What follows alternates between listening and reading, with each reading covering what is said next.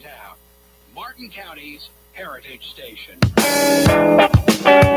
The opinions expressed on this program are those of the program host and guest and are not necessarily those of this station, management, staff, and sponsors. WSTU does not endorse products that may be mentioned. Any reproduction or retransmission of this broadcast is strictly prohibited without written consent of WSTU. It's time now for the Crown Car Care Show. Call in with questions and comments, 220-9788, 220-WSTU. Now, here's your host. Welcome, everybody, to one of our final shows of the year, I think. Yeah. Getting to the end. Yes. Christmas is everywhere in Martin County and surrounding towns. Yes. Last night, I was at the Gardens Mall walking around, and it was beautiful. I got to see Santa, and I smiled and just saw the kids in line. Yes. They get their picture taken with real Santa. He came all the way. Oh, in fact, he kind of tipped to me when I walked by. He kind of saw that who I was, and he remembers. We've been working on an engine. Todster's in the building. Yes, I was in the building because his sled's up on the roof over there. Of course. And then I went up the other day. I went to the Treasure Coast Mall, which is a indoor mall that was built. Gosh, I don't know how many years ago, but it's a surviving mall here in Martin County. Yeah. We've had a couple malls that have been torn down or converted. There used to be a mall where the Home Depot is. That's correct. In Stuart. It was an indoor mall, and a Burdine's was there. Mm-hmm. It was an ice cream store I used to always get. They had the real doubly chocolate ice cream that you can get, Baskin Robbins or somebody. Then there was another mall over there off East Ocean. That was an indoor mall that's been taken over now. It was originally taken over before they sold the hospital, the original Martin Memorial, and then it's now owned by that outfit out of Cleveland, Ohio. Yes. Cleveland Clinic. Yes. Which I believe is where its origin is in Ohio, Cleveland, Ohio. I believe think you're it's right. named after Cleveland. It Good organization. Yes. Although apparently from rumor I've heard, there's been a couple hiccups, but they're addressing them. Yeah. It's a big operation to integrate a new system into an old system. Mm-hmm. We have a good show for tonight. We do. I hope everybody enjoyed last week's show. We had that fabulous interview. It's people have been watching it all over the world. It was a famous gentleman that was involved with this event or situation with Nissan Motor Company, and we had firsthand knowledge, and we got to interview. It was just great. It was indeed. It was a great time, and we hope to do it again. We've got a caller on our newsmaker line. Go ahead, caller. Hey, Frank. Hello, Todd. Why, hello. Good afternoon, sir. Wasn't the Cleveland Clinic named after Grover Cleveland? I don't. That's a good question. Well, It's very possible. Well, it's possible, except for their corporate offices in Cleveland, Ohio. So Grover Cleveland was Cleveland, Ohio. Grover Cleveland was a big president, if I'm not mistaken. Big. Yeah. I remember. Remember the old days, presidents wore these big top hats. Oh, yes. Mm-hmm. They usually had a cane or a stick, and they usually had big walrus mustaches, just gigantic. Yeah, larger than life. Characters. Yes. Well, like Palm City Charlie, he's larger than life. Yes. Yeah. I can't do a mustache like Grover, though. No. Grover, he had a big mustache. They got the mutton chops and everything. Yeah. And then in the Civil War, a guy by the name of Burnside came up with the side burn. They reversed his name and called it a side burn, but his name was Burnside. God, you hit the nail on the head. Yeah. I'm on game today. Yes, I have to be. It's the end of the year. I got everybody listening. That's right. So what vehicle did you test this week? Well, we almost tested a Rivian, but we had to push the test drive to January 3rd. So first show of the new year, you'll hear our Rivian report. Yeah, very good. Yes, I will write that down so that I won't miss it. Yes, won't miss a moment. Yes, and I'd like to next year we're going to I'm going to test drive a couple diesels. Is there any diesel passenger cars that we can drive? I want to do one. Well, you could do my wagon, but they don't bring them into the States anymore. Yeah. Why don't you make the Todd Mobile diesel? Yeah, we could. I'd like to test. I'd like to do a review on yours because there's a cult following of people that group together, talk together, and hang together that have the VW diesels because they get Palm City, Charlie, how many miles to the gallon do you roughly get on yours? Well, on a long trip up on a highway, literally close to 60. I mean, I have seen. I knew it's over 50. Wow. And that's not a hybrid. That's a diesel. Yep, that's a diesel. And they are they're a very nice vehicle. Well, I know they're the vehicle of choice in Europe. By the way, I saw my eye doctor today. Mm-hmm. Yes. And he said the last time when I first went to him, he said you were going blind. No. He can't believe how good my eyes are. Isn't that great? What was your secret? Yeah. B12 injections, That's really. I've not heard of that. And that's a good tip to give to our listeners. Said, are you a vegan? Mm-hmm. And I said, no. He said, well, your B12 is normal, but very low. Mm. So within 2 months after my wife started giving me injections, I started seeing again. Nice. Oh, that's just a fabulous story. Yeah. Well, you ship one of my diesels up to my best friend. Oh, I know. And eventually I'll come by and show you my Touareg. I love it. It's a luxury edition. I didn't know it, but it's a luxury. Well, you deserve it, and I'm glad you're enjoying it. I'd like to see it. Maybe we could do a review on that too. You could. You could, but this is a 2016. But we do reviews on everything, and it would be fun just to talk about it and have you in the studio. We'd like to get you in the studio is what we're trying to get at. All right. And this is an 8-speed too. The Touareg is 8 speeds. Who knew? Yeah. Who knew? Right. Wow. All a lot of planetary gears in that 8-speed, I can tell you. Yeah. All right. I bet so. All right. Well, I'm going to get off and I'll listen to your show and learn a lot of stuff. Okay. Well, thank you for calling. Yes. Thanks for calling, Charlie. Have a Merry Christmas. Thanks for the Christmas card, Frank. You're welcome, buddy. All right. Take care. All right. Bye-bye. Bye-bye. Any news out there? Yes. Some of it. So you should ask. Funny you should ask. Ford generated the most U.S. recalls for the third straight year. Partial NHTSA data shows. Now, you could interpret that two ways, couldn't you? Well, they're building more cars too. You could interpret it two ways. Yeah. If you're not embarrassed about correcting something, and you're more apt to jump on a recall, I know you're keeping up your quality as opposed to someone who could have more recalls but is doing everything they can to avoid them. Yes. Yeah. Just two sides to that. Yes. Two sides. Right. Two sides. Mm. Very interesting. Yes. And I'm not saying it's either way. I'm just saying there is another way to look at that. Yes. There is the glass, half full. Right. Yes. They're taking care of business and doing it right. Right.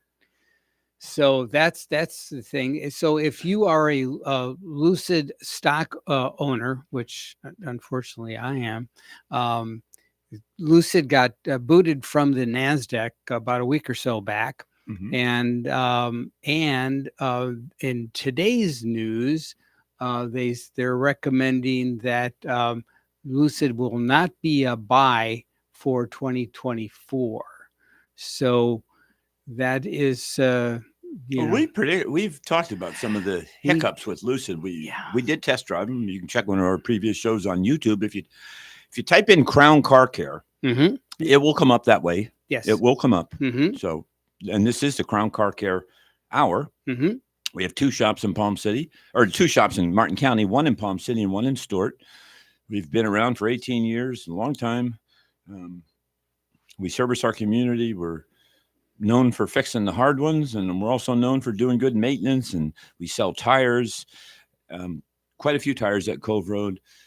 We have the best of equipment. I think a couple weeks ago or last week 2 weeks ago, we talked about some of the equipment that I have, mm-hmm. or we have, and we never stop. It's every day is a new challenge, but I can tell you this, if you're always looking forward ahead of the curve, anything that comes up, you've always prepared to deal with it and fix it. I was one of the first companies here in Martin County to have the R1234 Freon recovery machine, which is now all new cars have R1234, which is a different type of gas, and it's a different type of recovery machine that you use if you do any services on them. If they're low, repaired, whatever. You have to use a different machine. They're very expensive, about $16,000 a piece, and I have them. I'm one of the first to have it because it's important. Because for me to serve my customers the best and new customers the best, we have to have the best equipment. And that's something I always believe in. Right. Good equipment. It And will I serve bet you you well. dealers probably may even take advantage of your services. They have in the past. Yeah. Oh, yes. I've been contracted by many dealers. Yeah. But that's, I don't know, it's not something I really want. Well, especially dealers that take in used cars. Yes. Right. Oh, yeah. Yep. Because Yes. that's maybe outside their wheelhouse, so to speak. And I've been hired by some others to do some spark plug extractions on vehicles and things of that nature. Whoops. Somebody wrenched the spark plug too tight. Yeah. It was at a Ford dealer here. So, whoops. Yep. They stripped it out and we got it out and fixed it for them. Nice. Yeah. So, well, we have a good show today. We do. We have lots I'm going to let stuff. you do another bit of news, but I'm going to tell you what our show is. Okay. Our show is going to be on government mandated items on your car. Mhm. And then we're going to decide whether it was good or bad for society, the car, and you as the owner of the vehicle. We'll talk about different ones. I'm going to throw one in there out of sequence. Okay. Because I think it's going to catch everybody off guard. All right. Good. It's caught me off guard. Caught a lot of people off guard. Indeed. So I heard GM had a problem. Yes. Tell me about what happened with GM out in Yeah. So California. apparently they have a car called a Cruise, Mhm.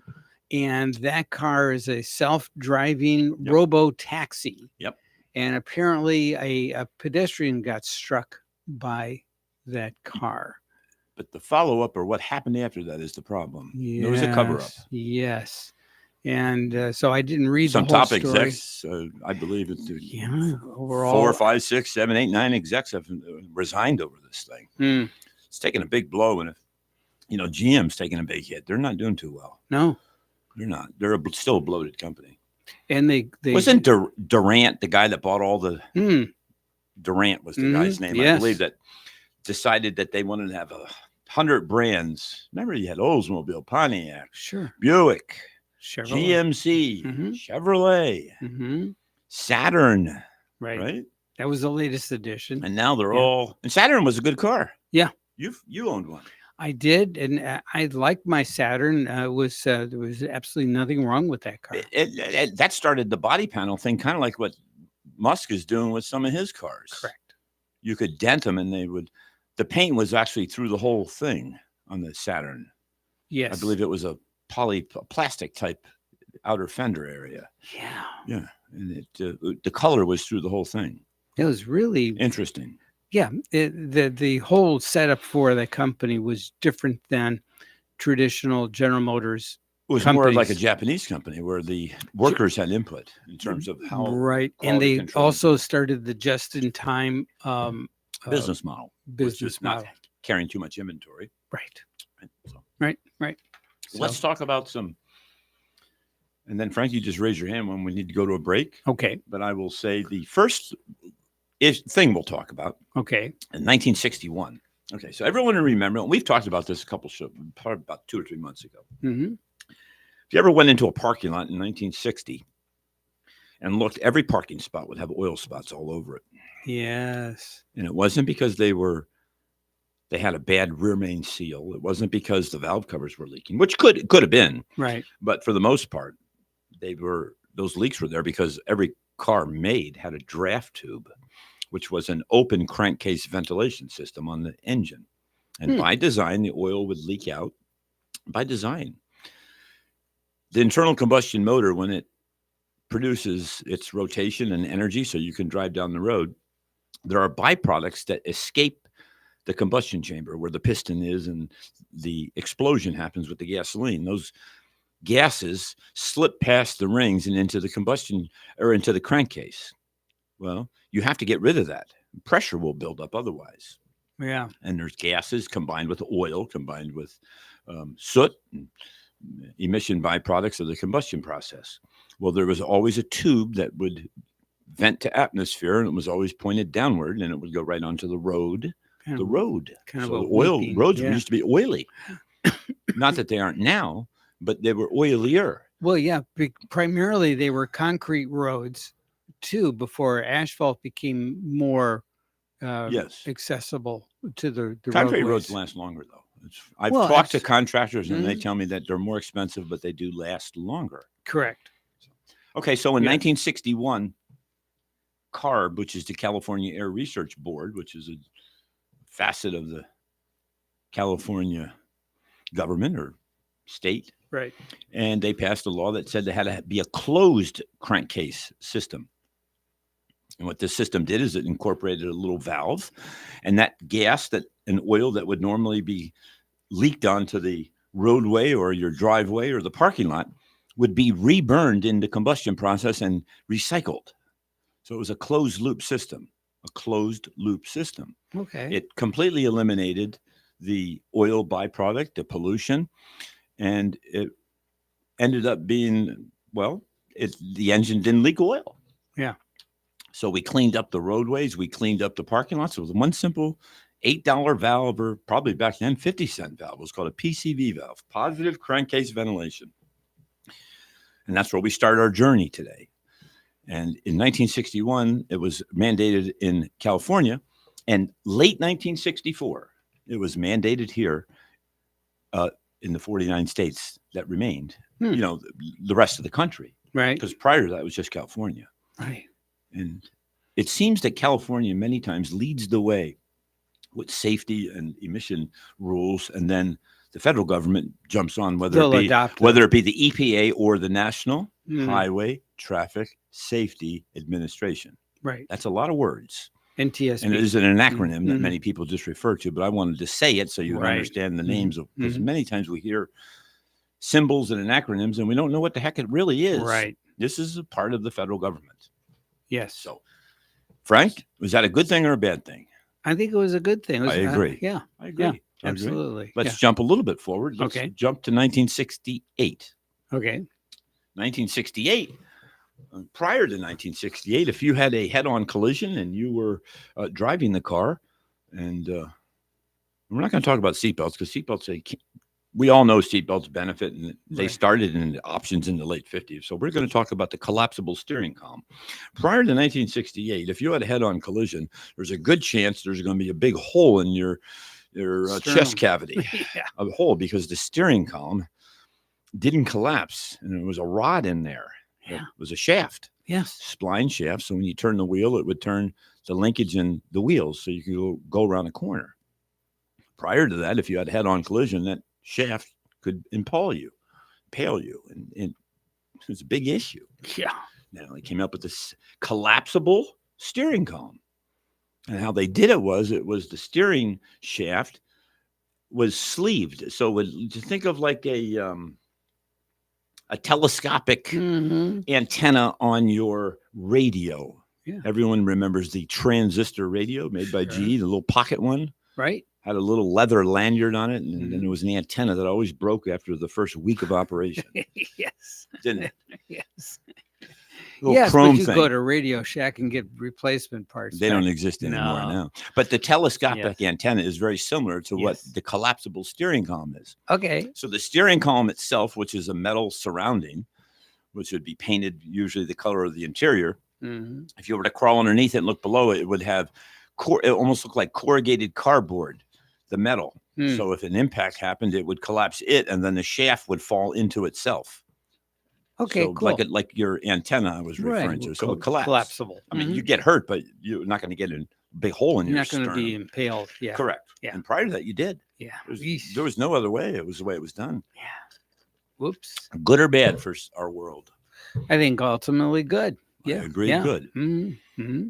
Now, Frank, we're going to talk about something else. Okay. Where do I start on this one? Okay. Recently, a $1.2 trillion infrastructure bill was passed by the House and the Senate. Okay. Under the Biden administration. And if you dig a little bit deeper, there was something that was placed inside there that a little Easter egg. Yeah. Yeah.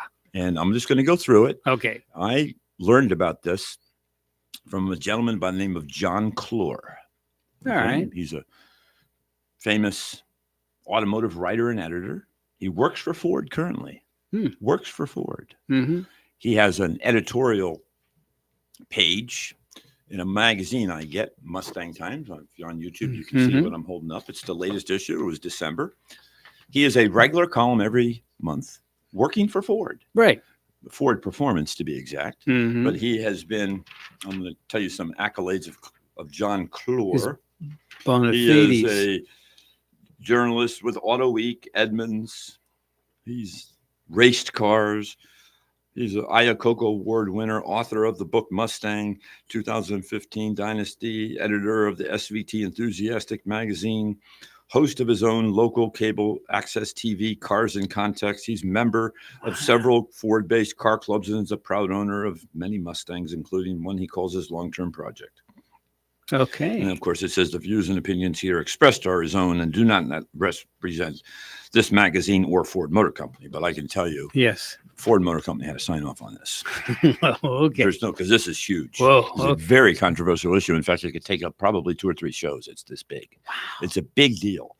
Wow. What they have slipped inside of this 1.2 trillion is what many are calling, because there is different point of views, a kill switch that is mandated in all cars manufactured from 2026 forward. Okay, kill switch that can be activated by police, government, whatever. Third party.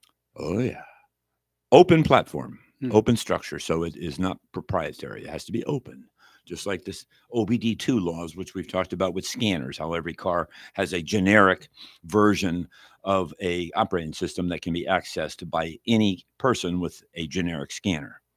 This has an open. I'm going to read you what the law actually says, and you see if you can. All right. We can decipher this Okay. thing.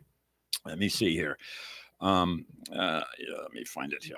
It's just bear with me here a minute, because it's well worth me reading this thing about what actually the wording is, because they're claiming if you Google this thing or do any kind of search engine, fact checkers come up instantly. Because I did it today, and it says that it's not a true story. It is not a kill switch. But as we progress into this story, this is a new story. I just got this magazine hot off the press, and I'm going to tell you it's a big deal. Yeah. This is Orwellian coming. Yeah. It's huge. Let's see. So the idea is if a youngster steals a car, somebody throws a switch somewhere, and then the car just stops. They're claiming it's for drunk driving and erratic driving. Is the window it's flying under. Oh, okay. Let me see here. I'm trying to find the exact words. Well, so why don't we take a break and I find it? Yes. Because it's this important for me to start off. I think that's a capital idea, Watson. We'll be right back, so stick with us. We have much more to cover when we return.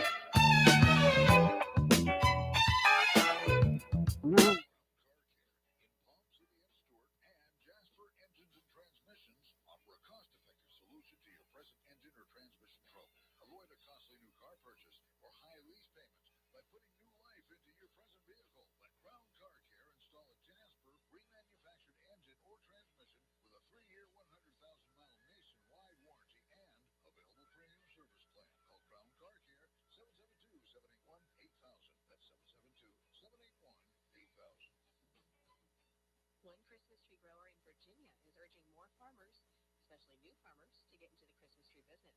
That's coming up on This Land of Ours. Soil, the final frontier. These are the voyages of the Soil Ship Enterprise to explore soil life, to boldly grow where cover crops have never grown before. Farmer's Log, soil date 31655.4. We've come across some strange but incredibly helpful life forms. We didn't have to travel far to find them, but these organisms have proven invaluable on our trip through the solar system. They help feed us by nourishing and protecting our crops. They've built our soil structure to make it more resilient to the harsh weather we encounter. Our sensors indicate they're even helping us store carbon that plants take out of the atmosphere and put it back into the soil. Guess you can say our living and life-giving soil is the best thing to cling on to. Sorry, that's soil feature. Visit your local USDA Natural Resources Conservation Service office today and learn more about the basics and benefits of soil health. This message brought to you by USDA and this radio station. It's rare that a farmer specializing in one crop recommends to others to grow the same crop in competition, but Virginia Christmas tree farmer Jim Gelson told me he's doing presentations to groups of farmers and would-be farmers, telling them, look, forget about him. Plant Christmas trees. You don't have to get federal permits or anything. It's good to go. Get some acreage, plant some trees. And he even has some numbers to prove his case. You get trees for 20 cents a piece. All right, I'm going to put 5,000 Norway spruce out in the spring. costs $1,000. In 12 years, they'll be worth $1 million. What else can you invest in to get a return like that? Wait a minute, though. That's 12 years of no income. How are they going to keep going without any income? You got to believe in yourself, man. Yeah, you laugh, but that's risky. But a calculated risk. Gary Crawford for the U.S. Department of Agriculture. I'm Sabrina Halverson for the Southeast TechNet. Hi, this is Tamara from Crown Car Care. Get help and advice from our expert master mechanic and owner, Todd Harris, by listening to Crown Car Care Talk on WSTU. Call us at 772-781-8000 or visit us online at crowncarcare.net. Join the program every Wednesday evening at 5 p.m. or stop by Crown Car Care, Martin Highway in Palm City or Cove Road in Stewart. You are listening to WSTU, Stewart, Jupiter, and Indiantown, Martin County's Heritage State. All right. You're listening. I found the Good section. Okay. Okay. It's section 24220 of the current $1.2 trillion infrastructure bill, which was passed this year. Right? Okay. This year. And here it is. This mandate installation of equipment to listen to, and here's that, in-car noises, conversation, monitor eyes, and kill switches to automatically turn off your car. This is the biggest thing that's hit our country in terms of invasion of privacy. I believe this is more than that act that they just reauthorize the thing that allowed you to spy on Americans without a warrant. This is right. This is worse. The FISA Act they just renewed. This is worse. This is brutal. This is, I've never seen, and it passed both. Here's some quotes from some people. This is Law Enforcement Today, which is a magazine that works, I guess a journal for law enforcement policemen. And here's a quote from them. The infrastructure bill, which includes a drunk driving kill switch, which is how they're hiding this thing, is under drunk driving. Okay. Kill switch in all cars. Some worry government will abuse it. This is a quote. Drunk driving appears to be a cover for what can occur, as the possibility for abuse is clearly something which bears watching. This could also give access to outsiders with spyware and hackers. Now, there's a gal by the name of Lauren Fix, F-I-X. She's otherwise known as the car coach. She is quoted. She's famous. She's the one that uncovered this. She made a YouTube video on this very situation. Topic. Okay, it's a red current. We're cutting edge right here. And this is in this article by John Clore. I argue every one of you should get a copy of this and read it. And read it again. I've read it twice, and it blows my mind. Okay. Here's what she says, this Lauren Fix. Once you open up access to the electronics, it can be misused by the government, preventing you from driving during lockdowns and national health emergencies. And it opens up access to criminals with bad intentions, as computer hackers could seize control of these cars. This is a huge safety concern. And now, finally, some elected officials are realizing that this is a more serious issue than they thought it was before they passed the bill. And it was passed. So they should have read it before they passed it. So apparently they didn't read it. This is ugly. Yeah. Brutally. I can't believe it. They're going to geofence our cars is what will happen. You can't go 10 miles out. Geofencing will put a limitation on where you can drive. Yeah. So like you do, like for your dog, you put like a collar, in your yard so that the dog can't pass your yard barriers. Yeah. Here's another quote from John Clore. Nobody can argue that drunk drivers are an issue with road safety. However, the latest proposal by the Biden administration raises some serious questions. From a police officer's perspective, having the ability to shut down another car, either operated by a drunk driver or a stolen vehicle, could prove to be advantageous for everyone's safety. That's what they are saying. Right. But it's not. How can this be misused is the problem. If the bill is enacted as written for all vehicles built after 2026, drivers will no longer have the sole choice as to whether or not a car may be driven. And instead, that decision will be, at least in part, put in the hands of an algorithm over which the car's owner or driver have no knowledge nor control. because it's not going to be manual. It's going to be algorithms. It's going to be a smart computer. AI is going to do this. Right. You can't hire enough people to monitor everyone's car, so Right. it's going to be an algorithm. Imagine when this gets misused, because it will. Of course, it'll be misused. It will be. I mean, sure. The list goes on. We're not a political show here, but this has to do with cars, so I have to talk about it. It's just, to me, it's unbelievable what's going on here. Yeah. This is just, for me, it's unacceptable. Actually, here's another quote. Actually, the whole thing seems lifted directly from George Orwell's 1949 novel, 1984, right, which explores the consequences of totalitarianism, mass surveillance, and the repressive regimentation of people and behaviors within society. Now, there's a thing called the 14th Amendment. The 14th Amendment has 5 parts to it. One of the parts has to do with travel and interstate commerce and being able to go from state to state. Okay. Now, is this going to be, I'm sure this is going to go before the Supreme Court. Someone's going to take it.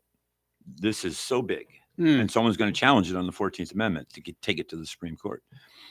And it will, and the right to travel to states, to and fro. The right of a citizen to travel upon the public highways and to transport his property thereon by horse-drawn carriage, wagon, or automobile is not a mere privilege which may be permitted or prohibited at will, but a common right,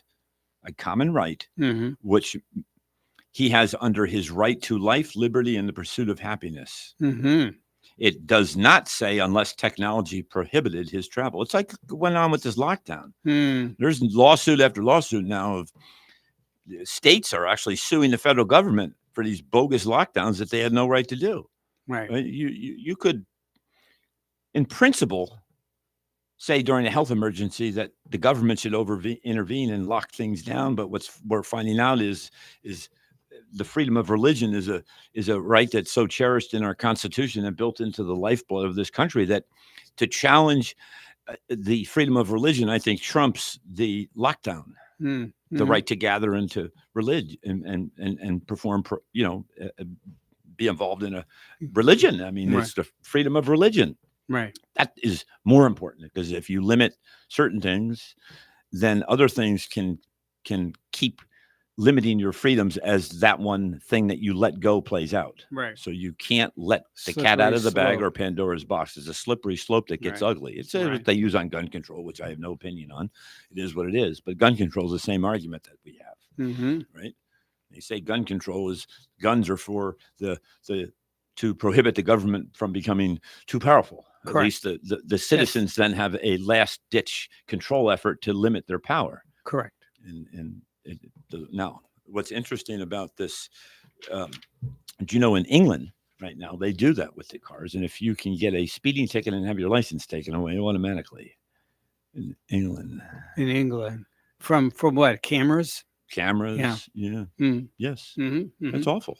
Right. I don't agree with that. That was struck down here because they were trying that. And yes, with the traffic lights, they would have cameras and send you tickets, and it didn't work. There was a third party utilizing this equipment, and then they would make a financial arrangement with various cities and municipalities.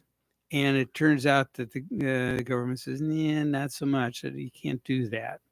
Here's what John Clore says. There's a quote from him, and I give him full credit. It's the December issue of Mustang Times, volume 47, number 12 issue. And John Clore, who works for Ford Motor Company, Ford Performance, this is a quote from him. Okay. Not my quote. I'm reading it directly out of the magazine. Okay. Any person with a partially functioning brain can see that the so-called fact checkers are playing semantics, because the fact checkers say it isn't so, and it is so. Right. Then again, such fact checkers have been known to be people so smart that they say men can indeed get pregnant and can, well, I'm not going to say the word. You got to consider the source here. So what he's saying is this is all agenda based. It's basically my interpretation of what he was just trying to say. It's, and by the way, that was the only thing off color slightly in the article, and of course I happen to choose to read it. But unencumbered mobility is a key tenet to a free society. Right? This the last bastion. Our cars, the American dream of a car and mobility, goes back to the Model T Ford with Henry Ford, and how much of our country is built off of cars. Yeah. And the whole dream of a car. And now we're going to be putting in this in 2020. It's 3 years from now, people. Yeah. It's 3 years. Yeah. They're going to be monitoring your eye movement. There's going to be cameras in your car, and they're going to be able to shut that sucker down. Right. I think so. We're going to go to Todd's shop and say, "Can you disable this part of the equipment?" Yeah. Well, it can be disabled. Yeah. It's just the point is I just don't like this. Yeah. I am just not taken back. Right. I really am. Frank, how are you feeling on it? Good or bad? It's very, very troubling, right? Very troubling indeed. It's very sketchy because again, you have these just like the traffic lights cameras. You've got these third parties that are making decisions that take away your life and liberty. Bill Barr, Republican senator from Georgia, Bill Barr, warned that such devices are a privacy disaster in the making, while further warning the law is disturbingly short on details. Okay, let's enough of that. I just thought get everyone's brain thinking about that. I just ran across this the other day. Newest article. I did not know it existed. They snuck it through is what they've done. When it stuck it through was when the UAW strike happened. Was when it snuck through. Look over here. And we'll push this thing through. Pay no attention to that man behind the curtain. Okay, let's march forward to because we're running out of time, and the show always goes fast. Yes. In 1970, a law was passed that by 1975, all cars had to have catalytic converters. Yes. Okay. And General Motors liked it because they're the ones that developed the catalytic converter. They were pellets, little T pellets. Now we have all different technology, and I'm going to view it as good. Okay. Yeah. Because the tailpipe emissions are scrubbed clean. But what else it forced the manufacturers to do was to come up with more advanced designs in cams, induction, and exhaust systems, so they wouldn't have to scrub it as much. See? So we've created better the drivability and the way engines are today. I will tell you, are a direct result of the government mandating some pollution control devices on these vehicles. Hands down. Okay. Hands down. Let's talk about airbags. All right. Another mandate. Yeah. When do you, Frank, when was it mandated? And what year do you think that all cars have to have airbags? Well, that would have been maybe early 80s. 1996, 97. Oh, okay. But we were talking about it in the 80s. So it was mandated. Yeah. Okay. But the front end passenger, only the front and the passenger front. Correct. And it was mandated they had to have it. Right. Now we have the side curtain airbags and all look that. at how we've changed the safety of our vehicles. Right. From that simple law. It makes a difference. It changed everything. It did. Right. And it created a lot of the technology that we see that we like was a direct result of a little push from a government agency or the California agency to get and force the manufacturers to do a change. And when they were forced to do a change, that gave engineers and the manufacturers a push to come up with even more technology. So it's just a wonderful thing. In fact, I like the EPA. Yes. I don't like kill switches. No. We'll kill that switch. Okay, we'll be right back. We've got much more to cover, so stick with us. The last time out.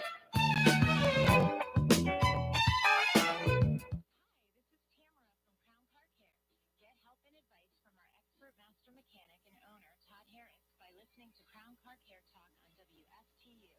Call us at 772-781-8000 or visit us online at crowncarcare.net.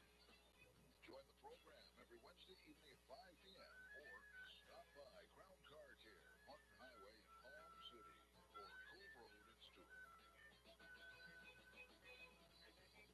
You are listening to WSTU, Stewart, Jupiter, and Indiantown. Heritage Station.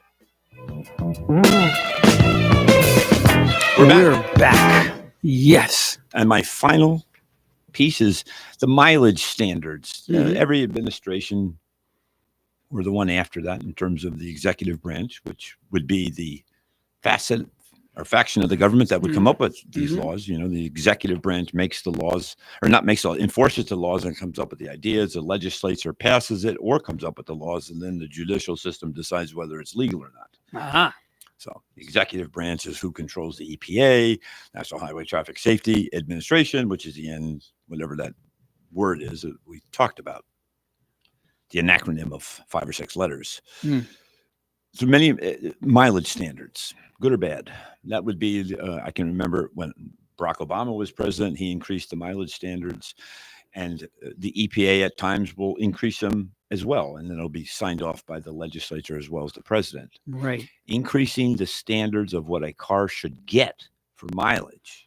In favor? Yeah. I think on balance, yes. I mean, as long as the technology can catch up with the suggestion, I think it's okay. Correct. And that you said something which again is worthy of 2 or 3 shows actually, is are we pushing the manufacturers too far into the future of what they can not do and creating a hiccup along the way? Because I know there's a lot of pushback that some of the manufacturers sometimes do when they're faced with the mandates, and they'll say, you know, we can't make that schedule. And they'll pay the penalty. There's fines associated with it. Or they ask the government to relax the standards or give them a waiver for some additional time. Right. And it's been done. But that tells me that it's a dialogue of a two-way conversation, and that system then works. Yes. I wonder if that will take place with this kill switch. I'm scared. This is the first time. I think the kill switch needs to be killed. This is just, you can't go there. I think they already have and I'm sure you've seen. They have them for drinking impaired people they have I've installed them before that you can install, but it should have to be installed after a judge says it needs to be installed. Right. These are devices that are installed at a judge's request. Yes. Right. And then they have to be monitored. And so then that's fine. I have no problem with that. This is somebody that's already, part of in the judicial system, and he's shown that he needs some supervision. So I get that, and he needs to meet certain standards. Otherwise, you just, get somebody to drive you Uber, where you want to go, Yeah. They say that there was a chip that was installed in all TVs. I can't think of the name of the chip. It was a government mandated chip. That supposedly has the right to eavesdrop on you now. Do you remember that? It was a Clipper chip or something that was put in all TVs. I have to do some research on it. Yeah. There was a chip. It was many years ago. It was like 20 years ago. 1984. George again, Orwell. Knowing too much, I think, is detrimental to society, and it ends up in a fascism, just a government-controlled situation where some are more equal than others. Who said that quote? Who said what book? Who said some is more equal than others? Yeah, some are more equal than others. I don't know. Who said that? It was in the book Animal Farm. Oh, Animal. It was the pigs, the walking pigs. Yes, that's right. Animal Farm. Yeah, that was where everyone's equal, but no, here it is. Everyone is equal, but some of us are more equal than others. Yes, are more equal. Right. So we're all equal. But the Washington elites are obviously more equal than we are. Of course, that was what I was hinting to. Yes, of course, of course. I gotcha. Of course, a horse is a horse. Of course. So we got Mr. Ed. We've got about 10 minutes left. So we do. Yes. Oh, fabulous. Yes. Oh, I thought we were winding this thing down. No. Well, let's keep talking. Yes. There's all kinds of other things that were added on the cars. Yeah. Let's talk about the evaporative emission systems. Okay. So for the longest time, Frank, when you filled your car up with gas, that gas would vent off into the atmosphere. In the old days, you could always smell gas when you walked around a car. Yes. In the back. Yes. The tank just had a rollover valve, or there was some hoses. Well, sometimes you even smell it inside the car, too. Absolutely. Yeah. Well, you would smell it in the car, too, especially when you filled up with gas. Yes. I can remember we get filled up when we were in the car as kids, you could smell the gas. Sure. Leaded gas when I was a kid. Yes. Yeah, leaded. Yeah. Ethyl. Well, tetraethyl lead. It came from the word tetraethyl lead, which was invented by and that was to prevent knock. Yeah. And there's actually a whole story on that it actually didn't do it. It was a conspiracy to get rid of lead. Interesting backstory on that. We'll have to talk about that. We'll do the lead and gasoline story because it isn't what we think. Yeah. But originally it was sold as a way to yes, but it was the whole spark knock. Let me do some prep for the show, and we'll have a whole show on tetraethyl lead and what it did to our world, and did it really work? Yeah, well, obviously it was a big problem.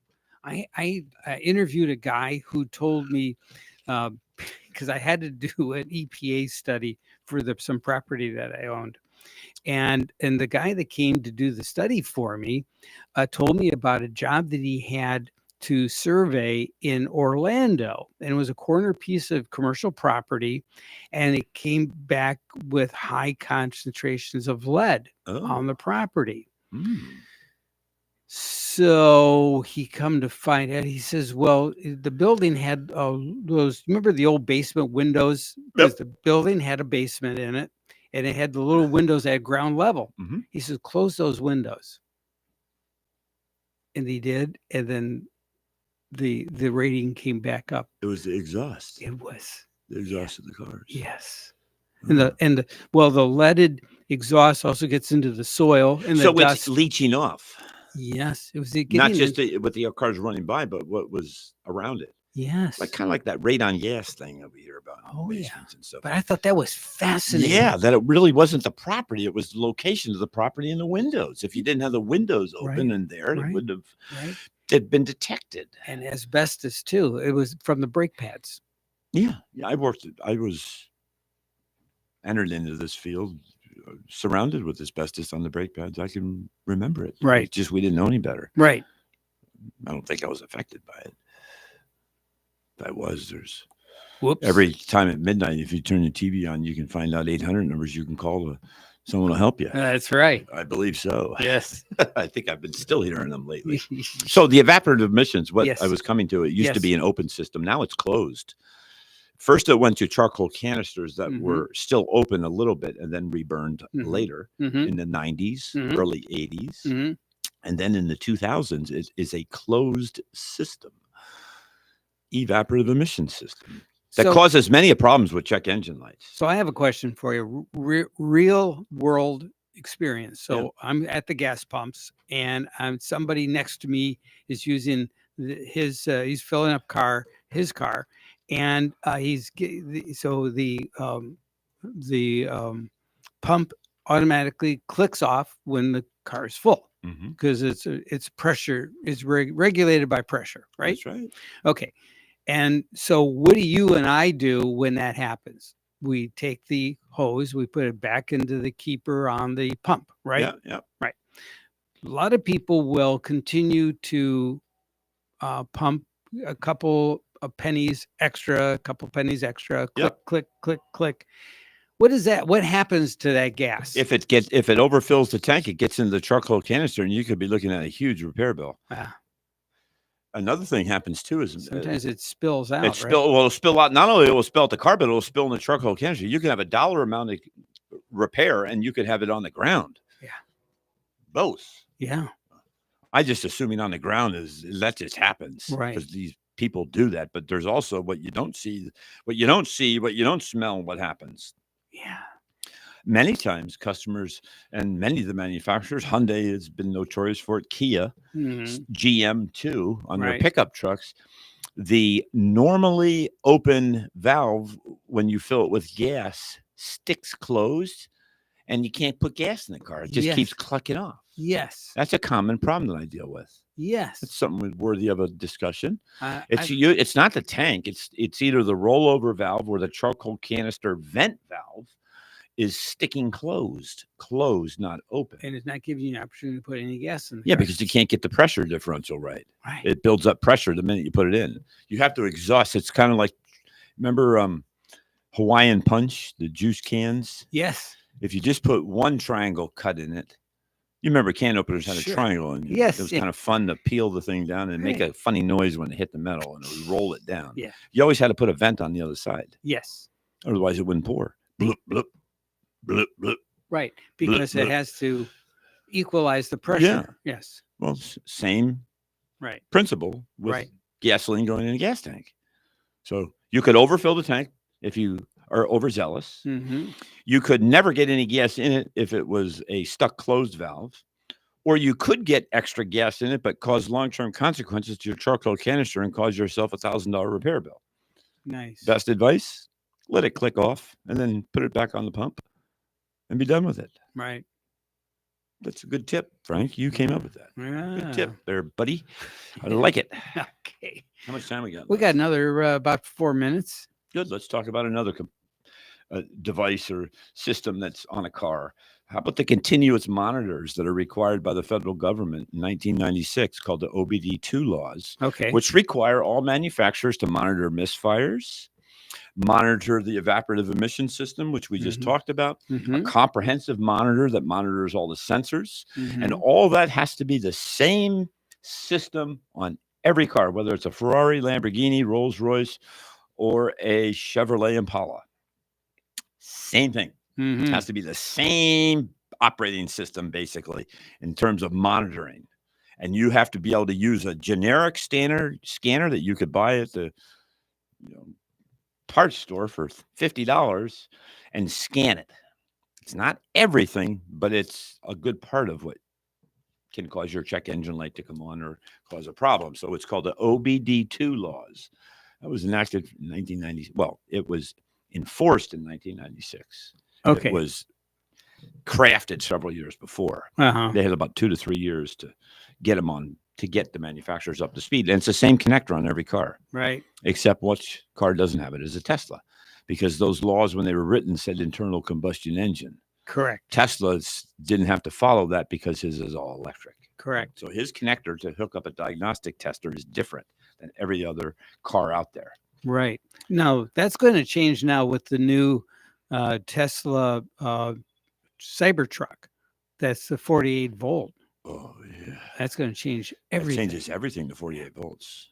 It eliminates voltage drops. Are you going to be seeing now that he's open sourcing that information? He's offering it to all the other dealers. Or manufacturers? Did you know that? Smart move. Yeah. He's been listening to our radio show because haven't I been telling him, Elon, open up? Yeah. Let this stuff out because it's going to be to your detriment if you don't. Right. You have to share your technology. Yeah. And he's doing it. If you don't, you'll be ostracized. Well, and of course, and he has the advantage, and that's why I think Tesla stock is going to continue to do well, even maybe in a down year, because of he's got the power systems dialed in. And doesn't he have a new robot he came out with? Yeah. What's it called? Optimus 2.0. So it's doing great. It's you ought to get one, Frank. Oh yeah. How much are they? About 20 to 30,000. Chump change. Yeah, chump change. All right. We'll be back here next week.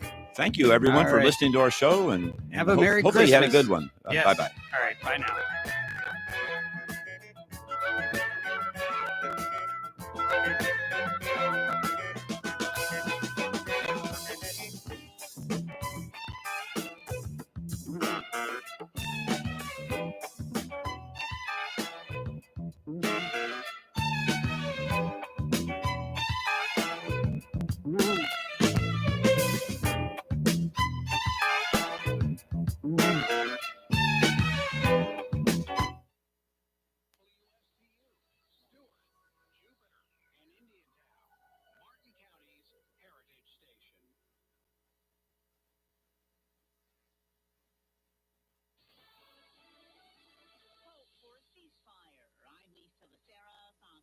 America's top diplomat says the U.S. is optimistic for a revamped ceasefire in Gaza that would free the remaining hostages held by Hamas.